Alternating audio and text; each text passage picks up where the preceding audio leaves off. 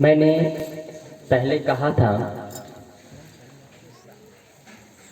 कि विवाह रस्म पूरा हुआ, कल विवाह पूरा हो चुका है। बहुतों ने आशीर्वाद दे करके चले गए, पर भी आज एक बार फिर सब परिवार के साथ, संतों के साथ इकट्ठा हुए हैं आशीर्वाद के लिए।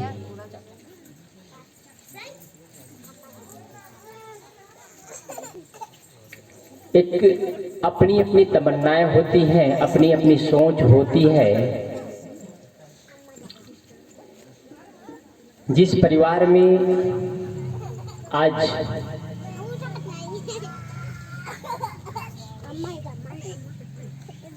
घर में भुवनेश्वरी एवं सरस्वती बहू बन के जिस परिवार में आई है, इस परिवार का शिष्टाचार कुछ अलग है। अपने अपने परंपराओं के हिसाब ने, अपने अपने शिष्टाचार के हिसाब से लोग करते हैं। जिसके यहाँ पूजा और याचना पर बल देते हैं, कथा करवाते हैं, भागवत कराते हैं, पूजा करते हैं, भगवान की पूजा करते हैं। लेकिन इस परिवार में संत गुरुजनों को, घर के सदस्यों को ही असली भगवान मानते हैं। इसलिए इस परिवार में संतों के बुलाने की मन में एक आशा और संतों से आशीर्वाद लेने की एक आशा रही। इसलिए यहाँ पर आशीर्वाद समारोह रखा गया है। विवाह किसे कहते हैं? विवाह का मतलब होता है विशेष ढंग से वहन करना। विशेष ढंग से वहन करना। जो व्यक्ति अच्छे ढंग से वहन कर लेते हैं, किसको वहन करते हैं? अपने पति को, अपने पत्नी को अच्छे ढंग से वहन कर लेते हैं, मानो वह व्यक्ति वह सफल विवाह किया और सफल विवाह को पूर्ण रूप से निभाया। लेकिन विवाह तो लोग कर लेते हैं, विवाह करने के बाद 5 साल, 10 साल, 20 साल, 30, 40, 50, 60, 70 साल हो जाता है, लेकिन पति और पत्नी को लोग नहीं समझ पाते हैं। विवाह हो जाने के बाद भी 50 साल हो जाते हैं और पति और पत्नी को नहीं समझ पाती है, पति पत्नी को नहीं समझ पाता है। एक दूसरे से लड़ते रहते हैं, एक दूसरे से लड़ते रहते हैं, तो फिर सुंदर विवाह नहीं हुआ। बस विवाह कर लिए।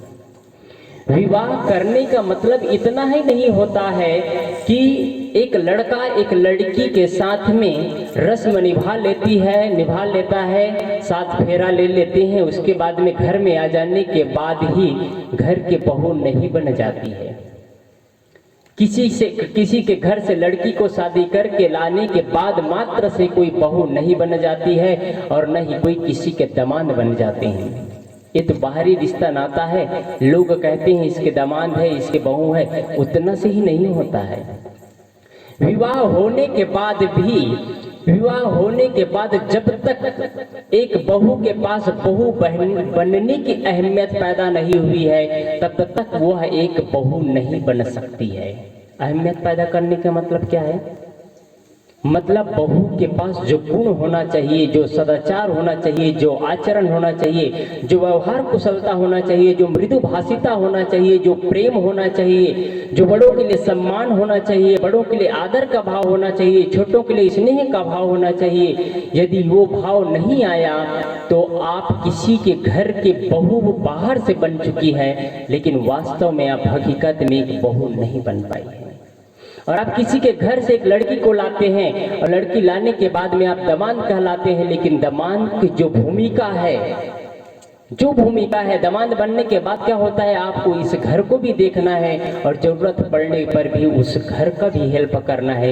जिस घर से आपके लिए एक बेटी भेजी है, जिस घर में माँ बाप ने 20 से 25 साल तक बड़े प्यार से, बड़े दुलार से, लाडली बना करके एक बेटी को रखती है, और एक बैग आप जाते हैं और आपके लिए 2-4 दिन में आपके लिए पूरे जीवन भर उन्होंने रखी थी। 20 साल 25 साल बड़े प्यार से, बड़े सम्मान के साथ उस बेटी को आपके घर में भेज देती है। आपके घर में माता पिता भेज देते हैं। अब आपकी जिम्मेदारी बढ़ जाती है कि उस पत्नी को लाने के बाद में, उस घर की बेटी को लाने के बाद में आपकी जिम्मेदारी बनती है कि आप ऐसे जीवन में व्यवहार न हो, ऐसे परिवार में वातावरण न हो जिसके बदौलत उस गांव तक, जिस घर से बेटी आई है उस गांव तक किसी भी प्रकार की शिकायत जाए, ये आपकी जिम्मेदारी बनती है। तब आपने अच्छा विवाह किया है, तब आपने अच्छा विवाह किया है। और यदि आप ये चीज नहीं कर पाए, मतलब आप सफल पति नहीं बन पाए, मतलब आप सफल दामाद नहीं बन पाए, आप बस जीवन जी रहे हैं। विवाह मतलब विशेष ढंग से वहन करना, विशेष ढंग से वहन करना। पति और पत्नी की जिम्मेदारी हो जाती है कि घर को, परिवार को कैसे संचालन करना है, कैसे सुंदर रूप देना है, कैसे आच्छादित पैदा करना है, ये सुंदर जीवन का निर्माण करना है। एक जिम्मेदारी बढ़ जाती है। अब तक आप सबका जीवन, अब तक आप दोनों का जीवन, आप चारों का जीवन अब तक अकेले का जीवन था, अकेले का जीवन था। आप अलग, लेकिन अब अकेले नहीं हैं, अब अकेले नहीं हैं। कुछ भी करने से पहले अब जिम्मेदारी बन जाती है, कुछ भी आने जाने से पहले गुलशन की जिम्मेदारी बन जाती है कि वो भुवनेश्वरी को पूछे ये करना चाहता हूँ, करूँ या ना करूँ। आपकी जिम्मेदारी बनती। प्रवीण की जिम्मेदारी बनता है कि प्रवीण पूछे सरस्वती को मुझे ये करना है, करूँ कि ना करूँ, उनसे राय ले। अब अकेले नहीं है। शादी हो जाने के बाद में, पहले ही कहा, शादी हो जाने के बाद में विवाह मतलब विशेष ढंग से वहन करना, विशेष ढंग से वहन करना। अब आप एक हैं लेकिन मन दो है, आप एक हैं लेकिन मन दो है, आप एक हैं लेकिन माता पिता चार हैं, आप एक है मतलब देरान जेठान 1.5 साला वाला इतने गिनती लग गए। आप दो का रिलेशन नहीं जोड़ता है सिर्फ। और पति और पत्नी नहीं होते हैं शादी के बाद में, पति और पत्नी मात्र नहीं होते, बल्कि आप किसी के फूफा बनते हैं, किसी के मामा बनते हैं, किसी के मौसा बनते हैं, किसी के मौसी बनते हैं, किसी के मामी बनते हैं, किसी के बहू बनते हैं, किसी के और कुछ बनते हैं। दो ही रिश्ता पैदा नहीं होता है। उन रिश्तों को निभाना, उन परिवार को संचालित करना, ये बहुत बड़ी जिम्मेदारी हो जाती है, ये बहुत बड़ी जिम्मेदारी। ये बातें मैं सिर्फ ये 4 लोगों के लिए नहीं कह रहा हूँ, ये हर व्यक्ति के लिए, हर व्यक्ति के लिए। आप यदि सुंदर जीवन का निर्माण करना चाहते हैं, सुंदर जीवन जीना चाहते हैं, अच्छा जीवन प्रस्तुत करना चाहते हैं समाज में, और अपने आत्मा के लिए जीते हैं, अपने प्रेम के लिए जीते हैं, तो एक काम करिए, जीवन जीने की कला पैदा करिए। सारी कलाओं के सामने जीवन जीने की कला सबसे बड़ी कला होती है, सबसे बड़ी कला जीवन जीने की कला। आपके पास इंजीनियर है, डिग्रियां होगी, आपके पास पैसे हैं, धन दौलत है, गाड़ी है, मकान है, डिग्रियां हैं, बच्चे हैं, परिवार है, सारे चीज हैं। बोलने की कला अच्छा है, काम करने की कला अच्छा है, कंप्यूटर ऑपरेटिंग करने की कला अच्छा है, गाड़ी चलाने की कला अच्छा है, लेकिन इस सब कला के रहते हुए भी यदि आपके पास जीवन जीने की कला नहीं आई तो सारे कला बेकार चले जाएंगे, सारे कला बेकार चले जाएंगे। जब जीवन जीने की कला आ जाती है, जीवन जीने की कला आ जाती है, तो आपके पास जीवन जीने की कला है, मतलब आपके पास में एक महान कला है। उन कला का निवारण करना, निखार लाना, उस कला में निखार लाना, आपको ये सुंदर जीवन की कला है। जीवन बहुत बेशकीमती है। मैंने बीच में कहा, मात्र शादी करने से कोई पति और पत्नी नहीं बनते हैं, मात्र शादी करने से कोई सास और बहू नहीं बन जाते हैं, बल्कि उसके साथ साथ वो जीवन में आना चाहिए, वो जीवन में आना चाहिए। आपकी माताओं के लिए है कि आपकी बेटी तो आपकी ही बेटी है, आपकी बेटी तो आपकी ही बेटी है, लेकिन जिस दिन आपके बहू को एहसास हो जाए, जिस दिन आपके बहू को एहसास हो जाए मेरे असली माता पिता मेरे सास ससुर है, मानो आप उस दिन जीत हासिल कर लिए।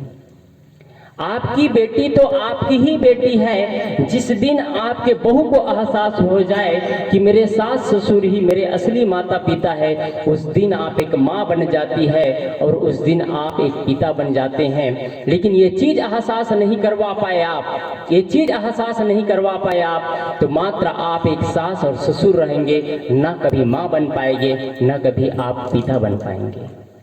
इसलिए माँ और पिता बनिए। मैं कहीं कहीं जाता हूँ तो कहा करता हूँ कि सास और बहू का रिश्ता खत्म कर देना चाहिए, सास और बहू का रिश्ता खत्म कर देना चाहिए। वहाँ पर में माँ और बेटी का रिश्ता होना चाहिए, माँ और बेटी का रिश्ता। ये मनुष्य का दुर्भाग्य है, मनुष्य के दुर्भाग्य है कि कहावत है दूर का ढोल सुहावन, यानी दूर की बातें अच्छी लगती है, दूर की बातें अच्छी लगती है। समुद्र का एक नियम है, समुद्र में जब लहरें आती है, समुद्र में जब तूफान आती है, लहरें आती है, तो लहरें नजदीक के गड्ढों को, नजदीक के गहराइयों को पहले भर करके लबालब करते हुए आगे बढ़ती है। समुद्र के लहरें पानी में नजदीक के गड्ढों को पहले भरते हुए आगे बढ़ती है। लेकिन मनुष्य की प्रकृति एकदम विपरीत चलता है। मनुष्य की प्रकृति क्या होती है? दूर का ढोल सुहावन, नज़दीक के लोगों से उतना वसीयत नहीं, नज़दीक के लोगों से उतना प्रेम नहीं, जिनके साथ जीना है उनके साथ आत्मीयता का भाव नहीं, तो वह घर सुंदर घर नहीं बनता है, वह घर सुंदर घर नहीं बनता है। माता पिता को छोड़ आते हैं, बहुएं माता पिता को छोड़ आती है और माता पिता को छोड़ आती है, लेकिन पर डे आज के मोबाइल का समाधान है, हर एक दिन में 2 दिन में फ़ोन लगाती है, माँ तबीयत कैसी है, तबीयत ठीक तो है नहीं, भोजन किए कि नहीं किए, अपना ख्याल रखना, ठंडी का दिन है, चादर जरूर ओढ़ लेना, साल जरूर ओढ़ लेना। लेकिन जिस घर में माँ बैठी है, जिस घर में माँ बैठी है, जिस घर के लिए उन्होंने आई है, उस माँ को भोजन भी नहीं पूछती है, उस माँ को भोजन भी नहीं पूछती है। उस माँ ठंडी में सिकुड़ रही है, देख रही है कि मेरी सासू माँ ठंडी में सिकुड़ रही है, लेकिन बहू ले जा करके साल नहीं दे सकती, वो मरे उनका काम है, वो जाए। ये घर में होता है, सुंदर घर नहीं बनता है, सुंदर घर नहीं बनता है। और माताओं से निवेदन है कि आप जिस बेटी को विदा कर देती है, आप जिस बेटी को विदा कर देती है, वो बेटी तो दूर चली जाती है, कोसों दूर चली जाती है, लेकिन जिस बेटी को आप बेटी बना कर, जिस बहू को आप बेटी बना करके लाती है, वो बेटी, वो बहू आपको जीवन भर साथ देंगे। यदि आपने सुंदर जीवन जीने की कला जान लिया, तो आपकी बुढ़ापे की लाठी होती है, आपके बुढ़ापे की लाठी होती है, बहू आपके बुढ़ापे की लाठी होती है। आपका कभी तबीयत खराब हो जाए, एहसास करिए, ऐसा ना हो, लेकिन हो जाए कभी तबीयत खराब, आपकी बेटी आएगी, आपकी बेटी आएगी, 1 दिन 2 दिन रहेगी, अच्छे से बात करेगी, 1 दिन 2 दिन भोजन कराएगी, उसके बाद बोलेगी माँ मेरे घर में काम है, मैं नहीं रुक सकती, जा रहा हूँ। लेकिन वो बहू काम आएगी, वो बहू काम आएगी कौन? जिसको आपने दूसरे घर से लाया है, वो बहू काम आएगी और मरते दम तक आपके साथ रहेगी, आपके टट्टी पेशाब खाना पीना सब कुछ साफ करेगी। कौन करेगी? वही बहू। तो करना क्या है आपको? वो बहू को बहू मत बनाइए, आप बेटी की तरह रखिए, आपका घर सुंदर हो जाएगा। मैं आज से लगभग 15 माह पहले इलाहाबाद से रायपुर आया, तो इलाहाबाद से रायपुर आया तो एक जगह रायपुर में रुका था, 10 दिन रुका था वहाँ। तो एक महिला आती थी केक बनाने सीखने के लिए, शायद एक और बता चुका हूँ आप लोगों को, केक बनाने के लिए सीखने आती थी। जैन थी वो, अपने आप में पैसा वाली थी, संपन्न थी, कोई चीज़ की कमी नहीं थी। वो आती थी सीखने के लिए। मैं पूछा आपको क्या कुकीज सेंटर डालेंगे, केक बनाने का सेंटर डालेंगे, सीख रहे हैं आप? तो कहते हैं महाराज जी नहीं, मैं केक बनाने का सेंटर नहीं डालूंगा। तो आप क्यों सीख रहे हैं? मैंने पूछा। तो कहते मेरे टाइम पास का साधन था, वो साधन नहीं रह गया। मेरे पास टाइम पास का साधन था, वो साधन नहीं रह गया, इसलिए मैं टाइम पास करने के लिए केक बनाने सीखना चाहती हूँ। तो मैंने पूछा ऐसा हुआ क्या है?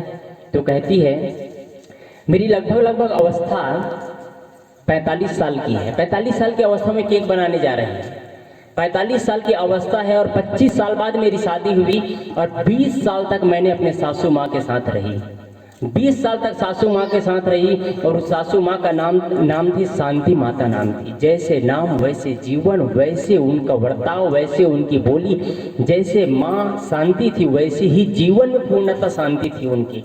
20 साल के दौरान में मुझे कभी तेज आवाज में नहीं बोली है। वो माँ वो बोलती है वो बहू कि कभी तेज आवाज में बात नहीं की। 20 साल मेरे जैसे 20 दिन की तरह निकल गए, और बोलती बोलती रो डाली वो। कहे 20 साल मेरे जैसे 20 दिन के लिए 20 दिन की तरह निकल गई, और मेरी माँ गए 20 दिन हुए हैं। 20 दिन मेरे मुझे लग रहा है जैसे मेरा 20 साल हो गया है, 20 साल। वो आदमी, क्या ऐसे परिवार में विखंडता आएगी? क्या ऐसे परिवार में सास और बहू में टकराव होगा? क्या ऐसे परिवार में आपस में प्रेम नहीं होगा? होगा, आप कर सकते हैं। पैसा तो सब कमाते हैं, पैसा कमाने की कला सिखाने की जरूरत नहीं होती है ज़्यादा लोगों को। पैसा कमाने की सिखाने की कला ज़्यादा जरूरत नहीं होती है, लोग सीख लेते हैं। ये पूरा भारत सरकार का और पूरे हर सरकार का एक केंद्र है, पैसा कैसे कमाया जाए, आदमी पैसे आगे बढ़े, कैसे डिग्रियां हासिल करे। और दुर्भाग्य की बात यह है कि माता पिता भी आजकल बच्चों को वही प्रेरणा देते हैं, बेटा तुम अच्छे पढ़े लिखो, अच्छा जॉब करो, अच्छा नौकरी करो, खूब पैसा कमाओ। माँ बाप कभी नहीं कहते बेटा तुम अच्छे इंसान बनना, पैसा ज़्यादा ना कमाना, पाना तो ना कमा पाना, मैं जितना पैसा कमा करके तुमको दूंगा, अच्छा रहोगे तो तुम्हारे जीवन भर काम आएंगे। माँ बाप ये नहीं कहते हैं, माँ बाप कहते हैं खूब पैसा कमाओ। बदौलत क्या मिलता है आपको बताऊं? माँ बाप आप लोग जो सिखाते हैं वो बच्चे पैसा कमाते हैं, और पैसा कमाते हैं आपको पैसा ला करके भी देते हैं, और वक्त नहीं कमाते हैं, वो वक्त नहीं कमाते, समय नहीं कमाते। आपने कभी समय की परिभाषा नहीं बताया बच्चों को, आपने कभी प्रेम की परिभाषा नहीं बताया बच्चों को, आपने कभी जीवन शैली के बारे में नहीं बताया बच्चों को, आपने कभी जीवन का महत्व नहीं बताया बच्चों को। अतिथि के साथ कैसे व्यवहार करना चाहिए, संत गुरु के साथ कैसे व्यवहार करना चाहिए, पड़ोसी के साथ कैसे व्यवहार करना चाहिए, माँ बाप के साथ कैसे व्यवहार करना चाहिए, वो चीज़ आप लोग नहीं सिखा पाते हैं। और जब बुढ़ापे में आपकी बात नहीं मानते बच्चे तो कहते हैं बच्चे हमारे कहाँ मानते नहीं। आप कब माने? आप कब माँ बाप का कहाँ माने हैं? आप कब बच्चे को सिखाए हैं कि कैसे जीना चाहिए, कैसे बोलना चाहिए, कैसे खाना चाहिए, कैसे पीना चाहिए? सारी चीज़ आप कब सिखाए हैं? आपने वो चीज़ नहीं सिखाया, वो चीज़ नहीं सिखाया, इसीलिए बच्चे कहाँ नहीं मानते हैं। पैसा कमाने सिखाया है आपने, पैसा कमाते हैं। आपके जीवन का आप महसूस करिए, जितने लोग बैठे हैं, आप बिस्तर से उठते हैं, सुबह क्या करते हैं? खेत जाना है, सब्जी निकालना है, मार्केट में छोड़ना है, ट्रैक्टर ले जाना है, उनको पेमेंट करना है, लेबर बुलाना है, काम करना है। सुबह से ले करके रात्रि 9-10 बजे तक आपका सारा दिन इसी निकलता है। भोजन बनाओ, भोजन करो, सफाई करो, ये करो, तो उसके बाद आपका और कोई काम नहीं है? और कोई काम नहीं है? नहीं है ना? है। उससे भूल चुके हैं, वंचित हैं उससे बहुत दूर चले गए हैं आप सब, और हम सब उससे दूर चले गए हैं। इसलिए हमारे जीवन में सुख नहीं आ पाता है, इसलिए हमारे जीवन में सुख नहीं आ पाता है। जो चीज़ आप पा करके खुश होते हैं, लेकिन एक चीज नहीं मिलता है, उसके बदौलत आप लोग दुखी होते हैं। और जिस चीज को आप पा करके खुश होते हैं, उसी चीज को संत लोग एक किनारे कर देते हैं। महत्व उसका है लेकिन एक किनारे कर देते हैं और बड़ा खुशनसीब जीवन जीते हैं। कैसे? आप लोग धन दौलत पा करके बड़े खुश होते हैं, और वही धन दौलत को संत लोग घर परिवार से छोड़ करके चले जाते हैं। हाँ, लेकिन धन दौलत संत लोग रखते हैं। क्यों रखते हैं? समाज के लिए रखते हैं, अपने लिए नहीं। ये चीज़ अंतर होता है। आप रखते हैं सिर्फ परिवार के लिए होता है, लेकिन जो भी संतों को देते हैं, समाज में देते हैं, वो पूरे समाज का काम आता है। व्यक्तिगत पेट नहीं भरते हैं, व्यक्तिगत पेट नहीं भरते हैं। हाँ, कुछ संत लोग हैं जो व्यक्तिगत पेट भरते हैं। ये चीज़ भी बता दूं मैं, एक परंपरा चलती है कबीर पंथ में। 2 परंपराएं हैं, एक पारक सिद्धांत की परंपरा और दूसरी है एक चौका परंपरा। चौका में होता क्या है, कुछ होते हैं जो विरक्त संत होते हैं, जो दान मिल जाने के बाद में उस पैसा को समाज में समर्पित करते हैं। लेकिन कुछ होते हैं गृहस्थ परंपरा में जो चौका करते हैं, महंत आते हैं, पान भी खाते हैं, पान गलगला रहे हैं, गुटखा भी खा रहे हैं, गाली गलौज भी दे रहे हैं, निंदा चुगली भी कर रहे हैं, और इधर से पूजा पर लेकर के घर में ले जा करके परिवार में पोषण करते हैं। मैं वो अच्छा नहीं समझता हूँ, मैं क्षमा चाहता हूँ, लेकिन जो हक सत्य बातें हैं वो कहना नहीं छोड़ता हूँ मैं। आप उन लोगों को दीजिए जो समाज के काम आए, इसलिए चौका कराइए या ना कराए आपकी मर्जी। और चौका में क्या होता है मुझे ज़्यादा जानकारी नहीं है। जीवन निर्माण की बातें हो, जहाँ जीवन जीने की कला हो, इससे बढ़कर के कला और कुछ नहीं होती। और पारक सिद्धांत ये चीज़ मानता है कि असली भगवान, असली देवी देवता संत गुरुजन माता पिता हैं। आइए अपने बातों पर फिर आए। सुंदर जीवन का कला, सुंदर जीवन की कला से बढ़कर के इस दुनिया में कुछ भी कला नहीं है, कुछ भी कला नहीं है। अब वो बहन बोलती है, मैंने बीच में कहानी कहा था, कहानी नहीं घटना है, अभी 15 महीने पहले की घटना है। वो बोलती है अब मेरे पास में समय पास करने का साधन नहीं है, इसलिए मैं कुछ करना चाहती हूँ। आपके घर में भी ऐसा प्रेम हो, आप अपने घर के माहौल बदलिए। यदि आपके घर में प्रेम सिखाया जाता है, आपके घर में आत्मीयता सिखाई जाती है, आपके घर में स्नेह सिखाया जाता है, बड़ों को सम्मान सिखाया जाता है, उस घर का माहौल अलग होगा, उस घर के बच्चे संस्कारी होंगे। पैसा ही केंद्र नहीं है, पैसा तो बहुत लोग कमाते हैं। आज भारत के बड़े से बड़े आदमी, अंबानी परिवार, दोनों भाई आपस में लड़ते हैं, दोनों भाई का केस चलता है। क्या मतलब है इन पैसों का? जितने पैसे वाले हैं नींद की गोलियां लेते हैं तब कहीं नींद लगती है, करवटें बदलते रह जाते हैं, रात बीत जाती है लेकिन नींद नहीं आती है। लेकिन जिसे गरीब लोग कहते हैं, बिस्तर में जाते हैं, सो जाते हैं, गहरी नींद में चले जाते हैं। इससे बड़ा सुकून और क्या हो सकता है? आप सुंदर जीवन का निर्माण करिए, आपस में प्रेम, सास बहू में प्रेम, सास बहू में प्रेम ही जीवन सुंदर बनाता है, सुंदर जीवन बनाता है।